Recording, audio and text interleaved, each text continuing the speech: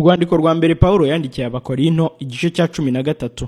Urukundo ruhebuje byose kuba ingenzi. Nubwo navuga indimi z'abantu n'iz'abamarayika, ariko singira urukundo, mba mpindutse nk'umuringa uvuga cyangwa icyuma kirenga. Kandi nubwo nagira impano yo guhanura, nkamenya ibihishwe byose n'ubwenge bwose, kandi nubwo nagira kwizera kose, nkabasha gukuraho imisozi, ariko singira urukundo, ntacyo mba ndicyo. Kandi nubwo natanga ibyanjye byose ngo ngaburire abakene ndetse nkitanga ubwanjye ngo ntwikwe, ariko singira urukundo, ntacyo byamarira. Urukundo rurihangana, rukagira neza, urukundo ntirugira ishyari. Urukundo ntirwirarira, ntirwihimbaza, ntirukora ibiteye isoni, ntirushaka ibyarwo, ntiruhutiraho, ntirutekereza ikibi ku bantu, ntirwishimira gukiranirwa kw'abandi, ahubwo rwishimira ukuri, rubabarira byose, rwizera byose, rwiringira byose, rwihanganira byose. Urukundo ntabwo ruzashira.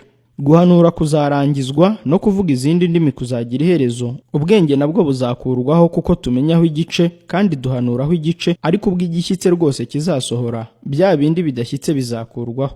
Nkiri umwana muto navugaga nk'umwana muto, ngatekereza nk'umwana muto, nkibwira nk'umwana muto. Ariko maze gukura mva mu by'ubwana.